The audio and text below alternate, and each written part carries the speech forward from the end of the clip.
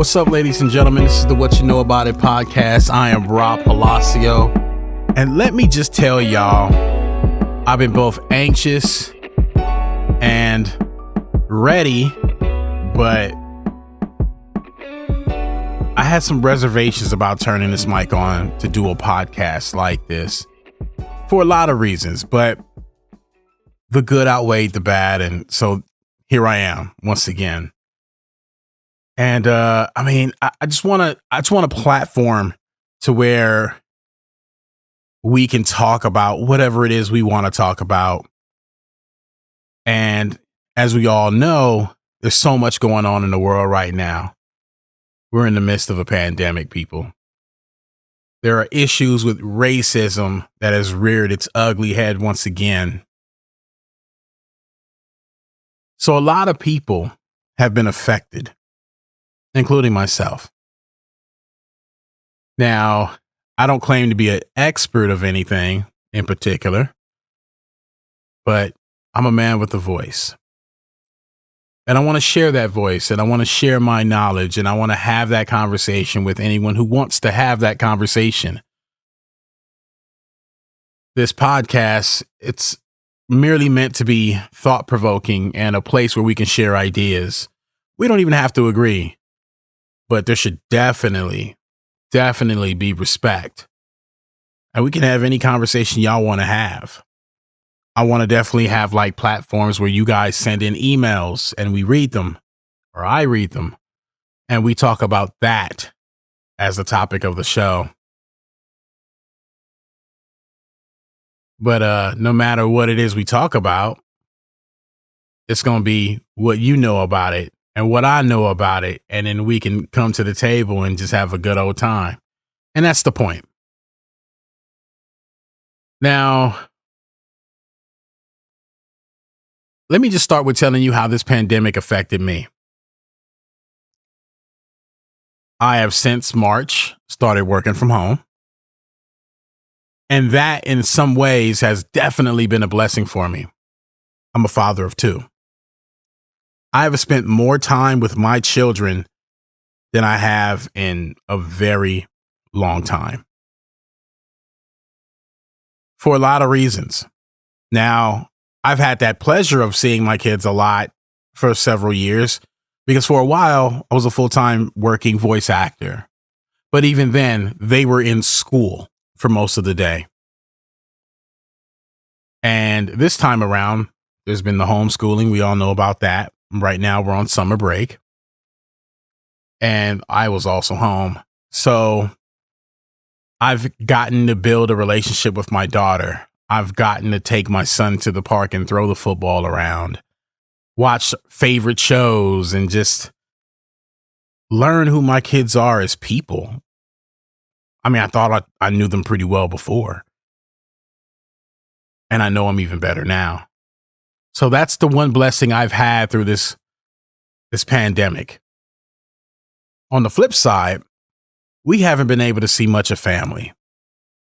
My parents are pretty broken up about not being able to see their grandchildren. I haven't seen good friends in a long time. I actually miss going to my 9 to 5, which I have one because I'm not a full-time voiceover actor at the moment. And just the rigors of, the drive to work, listening to my boss and his craziness, and just interacting with my colleagues. I never thought I'd miss it so much. Or that late night, we got off work at 9 o'clock at night and let's go get a beer. I miss that wholeheartedly. And I hope those times will come again. I know some places of business are now open, but let me tell you, I'm one of those people where, for personal reasons, don't feel quite safe enough to really walk into a bar right now or walk into a restaurant and sit down and have dinner, even with the social distancing. I'm just not there. That's my personal preference. I don't feel any kind of way, or I pass no judgment on anyone who feels otherwise and they're partaking. I hope that you're as safe as possible. And I hope that you're having the interactions that work for you. Maybe I'm missing out. I don't know, but I'm not there yet. When I look at my kids and I look at myself, to risk losing my life right now for a good time, I'm not there. So I worry about things like movie theaters opening. When I drive by a establishment and see tons of people outside or, trying to get into the restaurant or sitting inside dining, I worry. I don't want numbers to climb back up. And I know that since the death of George Floyd, we've had protesting and rioting. And while in many ways, I'm happy to see people of all races and nationalities, colors, creeds, whatever you want to call it, to see them come together and protest and say, this is wrong.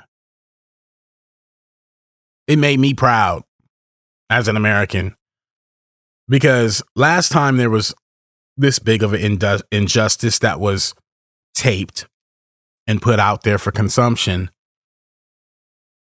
as far as my history goes, was the 1992 Rodney King. A little context for you. So I'm born and raised in Los Angeles, South LA to be specific. Been there my whole life up until when I moved away to Orange County. And in 1992, in April, the verdict came down. I was coming home from school, aware, but not fully aware at 9 years old what was happening. The riots broke out.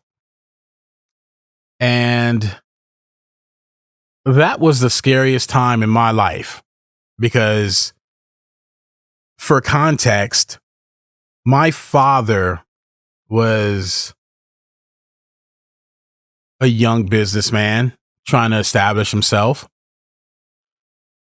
And with that came sacrifices.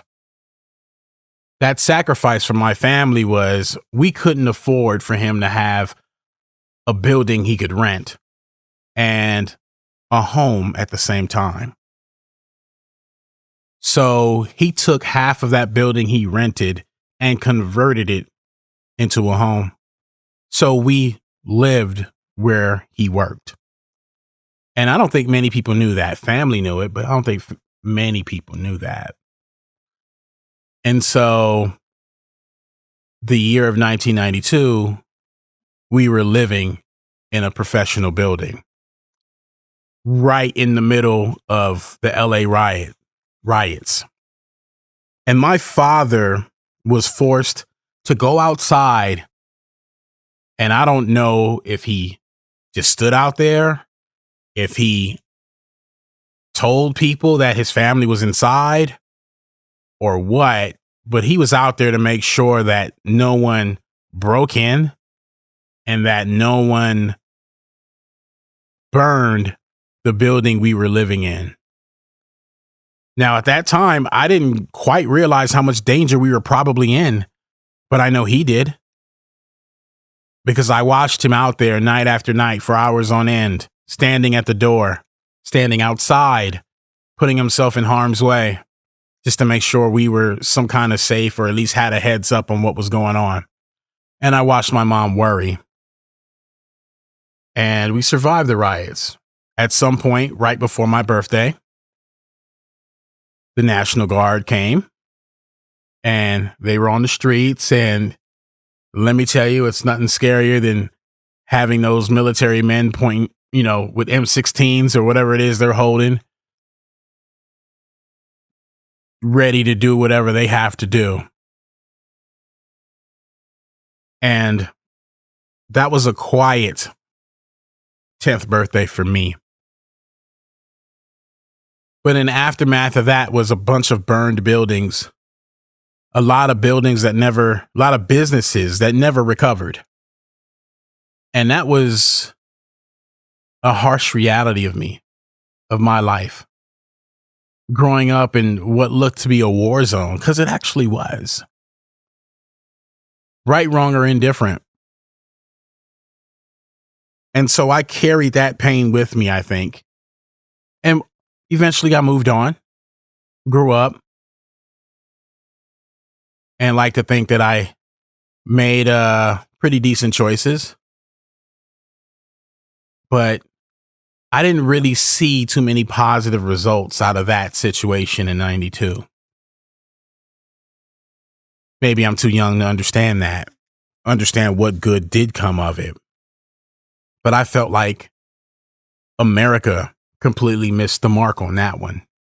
It's like the riots came and went, and after the smoke cleared, it was just us with our burnt neighborhood trying to make the best of it. That's what it felt like for me. So fast forward this time around, and there's a lot more to it. I see people of all nationalities standing up. In the neighborhood I live in South Orange County, probably predominantly white, I saw people stand up. Now, while I didn't join the rallies or the protest, I did pay attention. I drove by. I saw what was going on. And there were people that were wholeheartedly against what has been happening, some of which aren't aware at all of the realities of urban areas and what Black people go through. Because where I live, this sort of stuff just does not happen. It just doesn't. I've been where I am for about almost 12 years now. And I have not had one negative experience with a cop. Every time I was pulled over, it was for something I was doing. Like, my tags were old. Or I didn't have my headlights on. And guess what? When I didn't have my headlights on, I wasn't even issued a ticket. I was stopped. He checked to see if I was drunk, asked me why I didn't have my lights on. And when I explained to him, I just truly forgot because I was literally driving right across the street to just return a red box. And that he pulled me over pretty much right in front of my house. He said, okay, no worries. And he let me be and just told me to be careful. So I have no complaints. And I know that there are good cops out there. And I'm sorry for any cop that's feeling the heat right now that doesn't deserve it.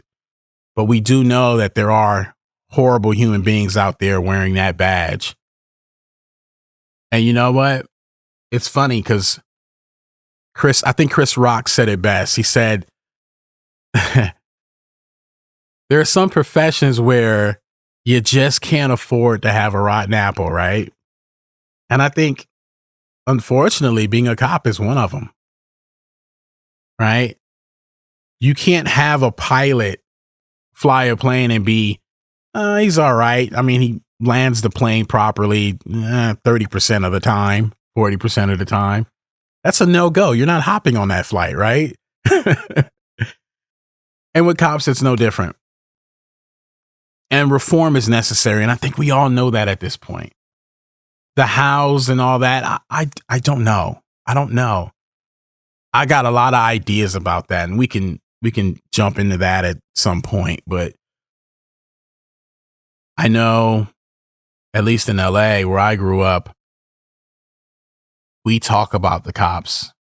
We treat them a certain way, and they treat us a certain way, and they talk about us a certain way. And there's this revolving situation that just hasn't been right. And I don't know how we correct it because there's no trust on either side. I do know that they're people. Cops are people. Go figure, right? But they also have to be of the highest quality. The people that uphold the law need to be model citizens as close as possible. They need to endure things that most of us can't. Right? As human beings, people talk sideways to you. You want to react. They can't be so quick to react. That's the job. We don't need trigger happy people being cops. People with ego trips being cops. But who's going to be a cop? Do they get paid enough for the shit that they go through? It's hard, man. It's hard.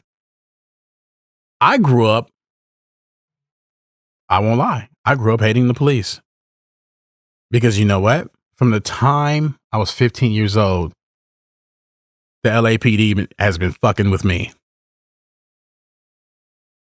Never have they actually interacted with me when I was actually doing something wrong. So I grew up as a human being who hated cops for a very long time. And I currently now have 2 family members, direct family members who are cops.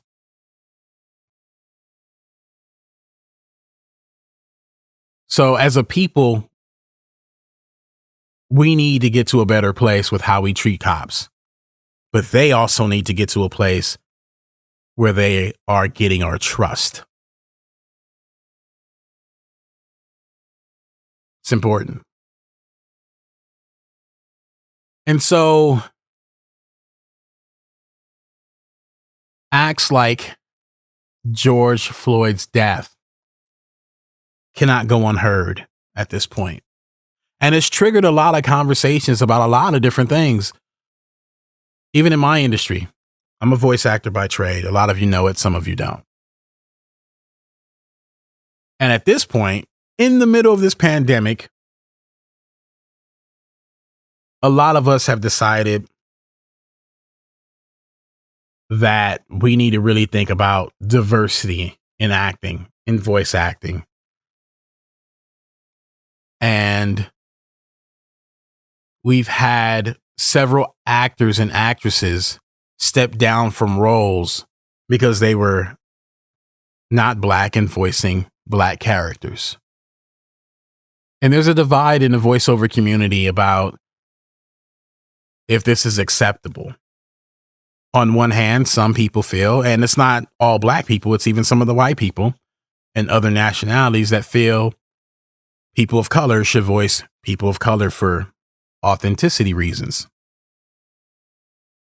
There are some actors who feel the best performance gets the job. Doesn't matter what the color is, especially with voice, right? Obviously, the criteria is different if it's a Black character and it's like an on-screen performance, right? That's very different. So I see both sides of this. I myself, if you can't tell, if you've never seen me, I am a Black man. I have voiced roles that were not specifically for a Black character.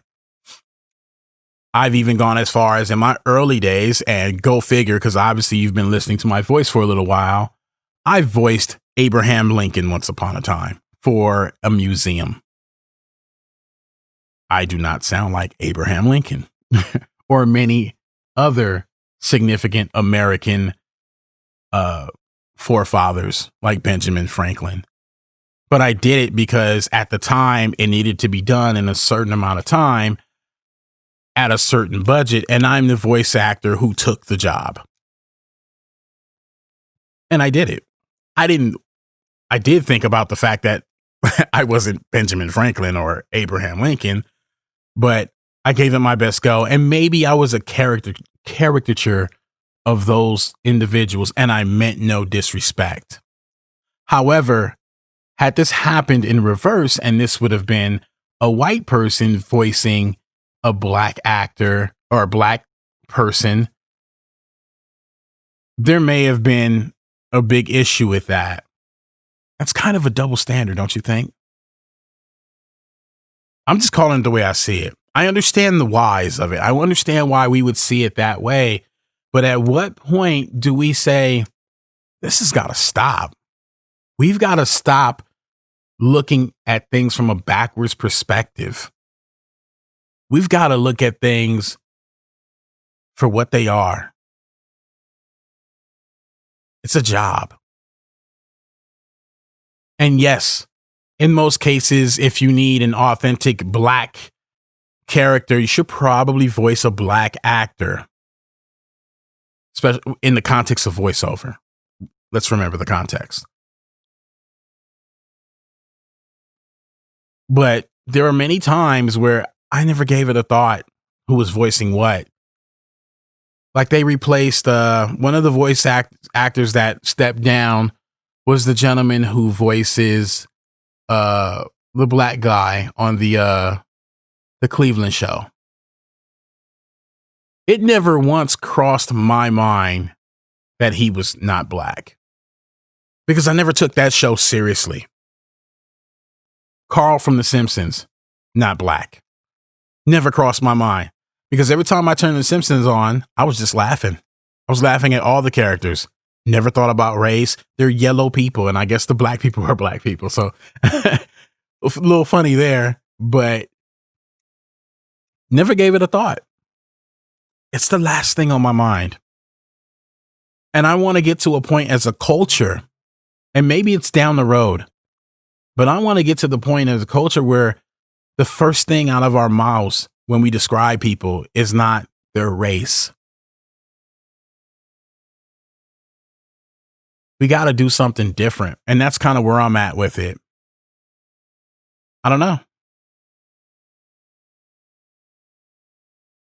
It's kind of crazy, though. And I was reading this article here. I'll read a piece of it for you.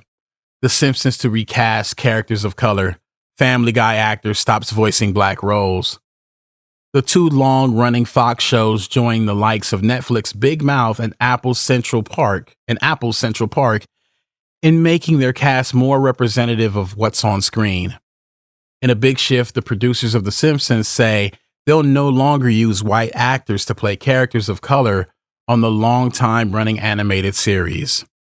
Additionally, one of the principal voice actors on Family Guy says he'll stop playing the show's main Black character. Moving forward, The Simpsons will no longer have white actors voice non-white characters. The show said in a statement Friday.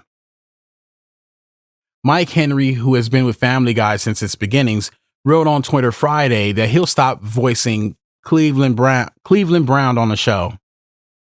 It's been an honor to play Cleveland Brown on Family Guy for 20 years, Henry wrote. I love this character, but persons of color should play characters of color. Therefore, I will be stepping down from the role.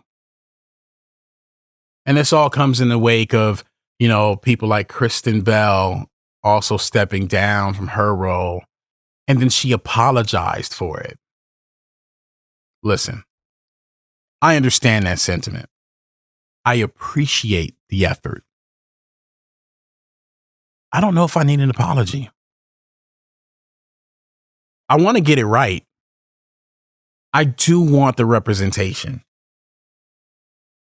I think it's amazing if we can get it authentic as possible. But I also know that there's an art to it. And I also know that, at least with us voice actors, everything doesn't always add up to why people are cast and other people aren't. And it's not always race related. It's not always that someone is trying to keep someone out of the limelight. Sometimes it's just the way the stars align. Do we need to try harder to get it right? Probably. Actually, yes. But I also think we need to stop being overly sensitive. I'm hearing people are trying to cancel, can you see my air quotes? Cancel movies like Tropic Thunder. Let me tell you something about Tropic Thunder. When I'm having a really bad day, like a fucked up day, I'm throwing Tropic Thunder on.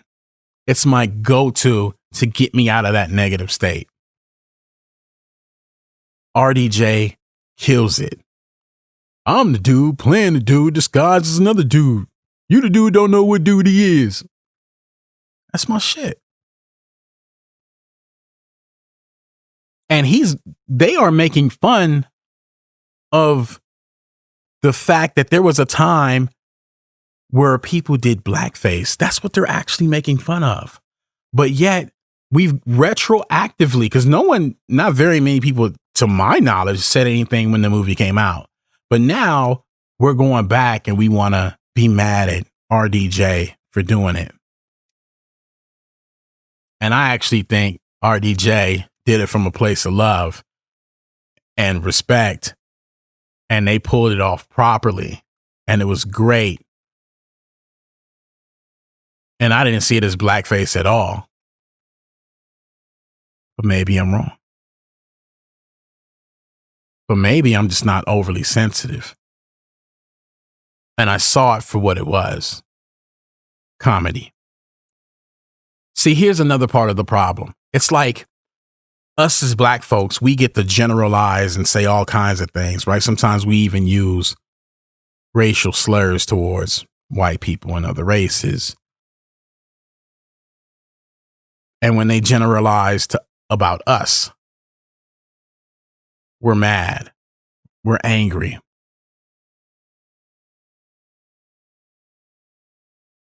When in reality, we just need to stop altogether. We got to treat everybody with respect and love. And it's hard because there's so many people taking advantage of that, right? There's so many injustices that have happened. But we're in maybe that's the wrong term. We're in a better space than yesterday. Because I can see more people standing up, can't you? But we got a lot of work to do. We can't be in the streets rioting and looting and just acting an ass. And again, we say we want change. It's not going to work out that way.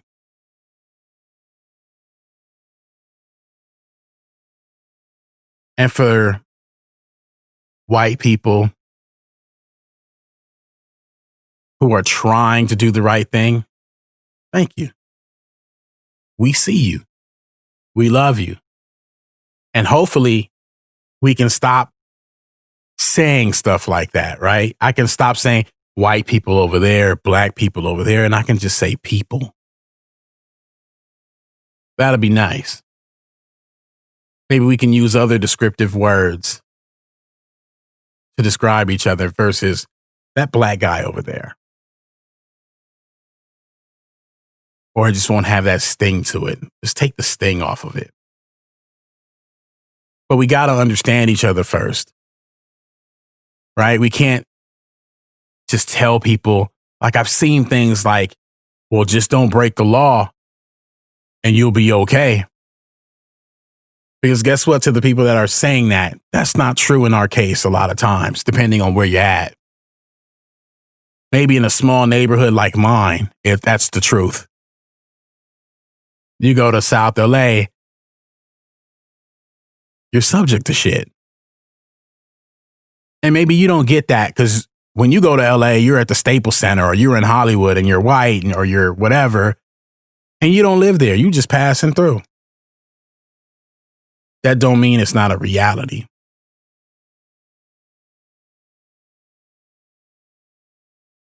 And that also doesn't mean that for the people that don't understand,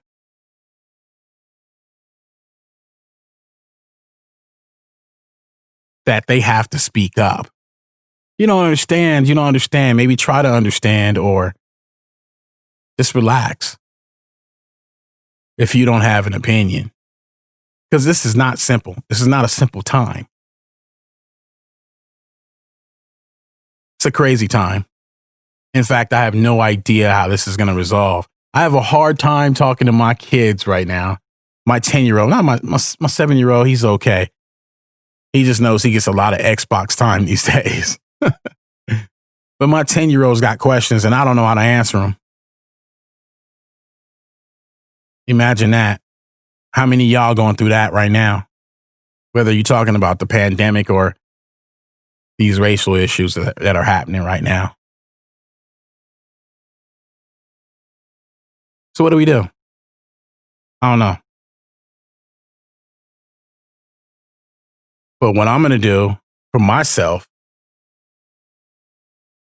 is I'm going to treat all my friends, family, and anyone who wants to know me with love and respect and not make race the issue that some are making it.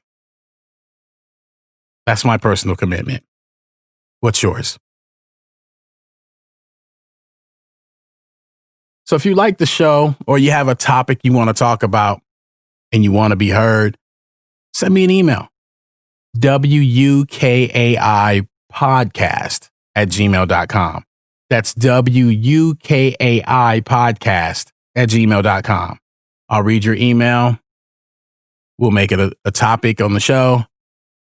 And we'll see what you know about it. Until next time, be safe, be kind, and live a little bit.